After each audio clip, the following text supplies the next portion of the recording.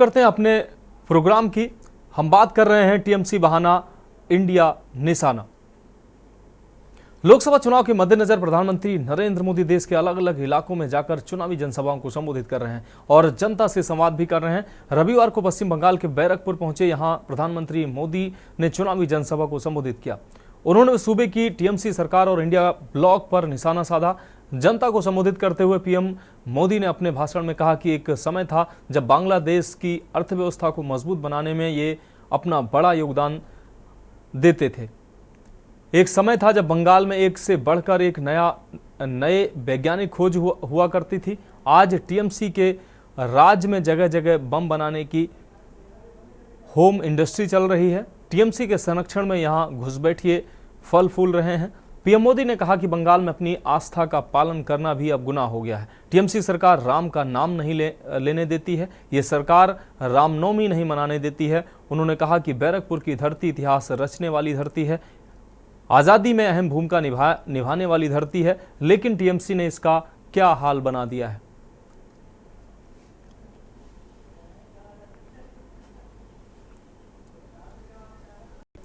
तो प्रधानमंत्री ने टीएमसी पर जमकर निशाना साधा। बंगाल के बैरकपुर में गरजे प्रधानमंत्री मोदी। है आप लोग ऑनलाइन उसकी रजिस्ट्री करवाना शुरू कर दीजिए। और योजना क्या है?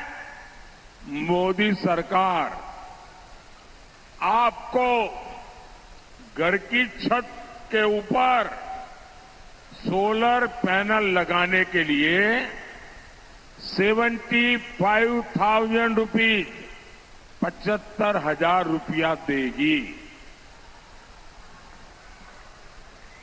फिर आप बिजली पैदा करेंगे, घर में जीरो बिल से उपयोग करेंगे।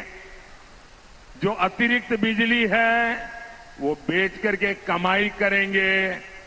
डबल मुनाफा हुआ कि नहीं हुआ? हुआ कि नहीं हुआ? और अगर कोई परिवार, मिडिल क्लास का परिवार ट्रिपल मुनाफा लेना चाहता है तो भी मैं तैयार हूं। अब बात करते हैं भैरव का दरबार, मोदी का इंतजार। वाराणसी दौरे के दूसरे दिन मुख्यमंत्री योगी आदित्यनाथ बाबा काल भैरव और काशी विश्वनाथ मंदिर में विधिवत दर्शन पूजन करने के लिए पहुंचे। बाबा विश्वनाथ मंदिर के गर्भगृह में विधिवत बाबा का दूध और जल से अभिषेक किया। वहीं बाबा काल भैरव की भी आरती उतारी। आपको बता दें कि सीएम योगी आदित्यनाथ काशी दौरे पर हैं। वो प्रधानमंत्री मोदी के रोड शो की तैयारियों को परखने के लिए वाराणसी आए हैं। उन्होंने रविवार की सुबह काशी विश्वनाथ धाम में पहुंचकर दर्शन पूजन किया। इसके साथ ही सीएम ने काल भैरव मंदिर में भी शीश नवाया। मुख्यमंत्री योगी आदित्यनाथ ने बाबा विश्वनाथ का विधि विधान से दर्शन पूजन व जलाभिषेक किया है। आपको बता दें कि प्रधानमंत्री नरेंद्र मोदी के रोड शो और नामांकन के क्रम में सीएम योगी काशी में मौजूद हैं।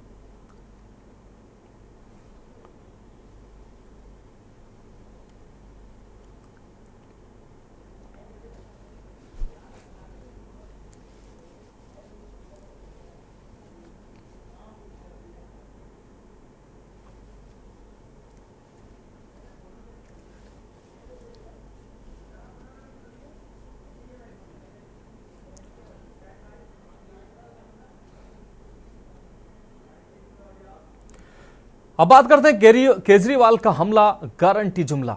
तिहाड़ जेल से बाहर आने के बाद से दिल्ली के मुख्यमंत्री अरविंद केजरीवाल लगातार पीएम मोदी पर हमलावर हैं। रविवार को एक बार फिर उन्होंने प्रेस कॉन्फ्रेंस कर प्रधानमंत्री की गारंटी को लेकर केंद्र सरकार पर निशाना साधा। इसी के साथ केजरीवाल ने देश को 10 गारंटियां दी हैं। उन्होंने कहा कि जब इंडी गठबंधन की सरकार बनेगी तब इन गारंटियों को पूरा किया जाएगा। वहीं दिल्ली के सीएम अरविंद केजरीवाल ने पार्टी के विधायकों के साथ मीटिंग की। इस दौरान केजरीवाल ने विधायकों से कहा कि मुझे पता चला है कि आप में से कई लोगों को उन्होंने टच करने की कोशिश की, लालच देकर, धमकी देकर तोड़ने की कोशिश की, लेकिन आप सब लोग मजबूत रहे और कोई नहीं टूटा। केजरीवाल ने कहा कि ये लोग कहते हैं कि इनका कोई नहीं टूट रहा है। सुना है कि इंदौर और सूरत वाले चुनाव के पहले ही छोड़कर चले गए हैं। इनका तो बीजेपी वाले भी गिरफ्तारी के पहले जब बीजेपी वाले मिलते थे तो वो यही कहा करते थे कि अब आपको गिरफ्तार करेंगे आपको गिरफ्तार करने के बाद आपकी पार्टी तोड़ देंगे, दिल्ली में सरकार गिरा देंगे, फिर उधर पंजाब में किसी भी तरह से आपके एमएलएज को करके वहाँ पे और फिर भगवंत मान को अपने साथ ले लेंगे। और ये पूरा इन्होंने पता नहीं क्या क्या कहानियां बन रखी थी, और हुआ बिल्कुल उल्टा। गिरफ्तार करने के बाद हमारी पार्टी और ज़्यादा एकजुट हो गई, अलग अलग टूटने की बजाय। ना ये हमारी सरकार गिरा पाए, ना ये हमारे एमएलए तोड़ पाए, ना ये हमारी पंजाब सरकार के ऊपर डेंट कर पाए। इनका पूरा का पूरा प्लान फेल हो गया। अब हम बात करें तीखे प्रहार मोदी पर वार। बाराबंकी में इंडिया गठबंधन के कांग्रेस प्रत्याशी तनुज पुनिया के समर्थन में रैली को संबोधित करते हुए अखिलेश यादव ने कहा कि यह चुनाव लोगों के लिए आगे का भविष्य तय करेगा। साथ ही कहा कि यह चुनाव संविधान और देश को बचाने का चुनाव है। यदि जान और संविधान दोनों बचाना है तो भाजपा का सफाया करें। उन्होंने प्रधानमंत्री मोदी पर सीधा प्रहार करते हुए उद्योगपतियों का कर्ज माफ कर किसानों को बर्बाद करने का आरोप लगाया। अखिलेश ने चुनाव को समुद्र मंथन की तरह संविधान मंथन बताया है और कहा कि आपको हमको अपना और अपने आने वाली पीढ़ी का भविष्य बचाना है तो हर हाल में भाजपा को उखाड़ फेंकना होगा। साथ ही उन्होंने कहा कि भाजपा सरकार की डबल इंजन की होर्डिंग देखी होगी, एक इंजन तो उसमें पहले से ही गायब है। उन्होंने बाराबंकी के लोकसभा चुनाव पर कटाक्ष करते हुए कहा कि यहां तो भाजपा को अपना पहले ही अपना इंजन बदलना पड़ा। उनका इशारा भाजपा सांसद उपेंद्र सिंह रावत की बजाय रानी रावत को टिकट देने का था। उन्होंने कहा कि देश का युवा बड़ी मेहनत से कोचिंग करके दूर दूर परीक्षा देने जाता है, पर जब परीक्षा देकर वह घर लौटता है तो पता चलता है कि पेपर लीक हो गया। गुस्सा भी भारतीय जनता पार्टी के खिलाफ बढ़ता चला जा रहा है और आप देख लेना, जब 7वें चरण में वोट पड़ेगा तो जनता का गुस्सा 7वें आसमान में दिखाई देगा। ये चुनाव 2024 का या हमारे आपके भविष्य का चुनाव है, वहीं ये हमारे आपके आने वाली पीढ़ी के भविष्य का भी चुनाव है, जहां हम आप सब मिलकर के समय समय पर ये बातें रखी गई आपके सामने कि जिस तरीके से कभी समुद्र मंथन हुआ था, ये 2024 का चुनाव भी संविधान मंथन का चुनाव है। एक तरफ वो लोग हैं जो संविधान को बदल। अब बात करेंगे भितरघात की आहट की। रायबरेली से बीजेपी विधायक अदिति सिंह चुनाव प्रचार में कहीं भी दिखाई नहीं दे रही हैं। उनका भी कहीं शामिल न होना रायबरेली के राजनीतिक गलियारों में तमाम सवाल खड़े कर रहा है।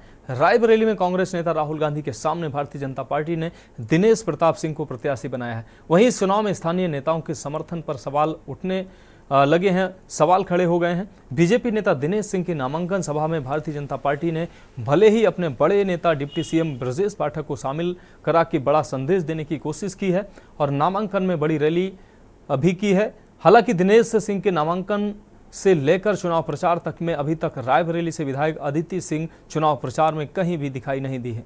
अदिति सिंह का कहीं भी शामिल न होना रायबरेली के राजनीतिक गलियारों में तमाम सवाल खड़े कर रहा है। रायबरेली से बीजेपी विधायक अदिति सिंह को चुनाव प्रचार में न दिखने पर रायबरेली के लोगों से लेकर रायबरेली के राजनीतिक गलियारों में उनके नाराजगी की चर्चा शुरू हो गई है। वहीं अदिति सिंह द्वारा सोशल मीडिया पर अपने पिता के साथ एक फोटो डालते हुए लिखा गया कि उसूलों के साथ कोई समझौता नहीं।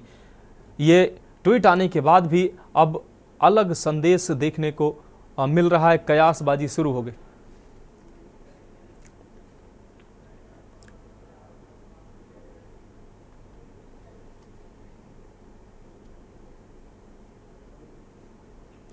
अब बात करेंगे हुआ नहीं समाधान, नहीं करेंगे मतदान। कौशाम्बी से यह खबर है, आपको बता दें ग्रामीणों ने मतदान करने से इनकार कर दिया है। ग्रामीणों ने नारेबाजी भी की है, समाधान नहीं तो मतदान नहीं का नारा उन्होंने लगाया है। रेलवे ट्रैक जान का खतरा उनके लिए बना है। जान हथेली पर लेकर ये लोग वहां से निकलने के लिए मजबूर होते हैं। बारिश में पुल पर पानी भर जाता है तो कई जो कई गांवों को यह पुल जोड़ता है। तो कई ऐसी तमाम ये मांगे जिसको लेकर मतदान बहिष्कार की बात कही गई है।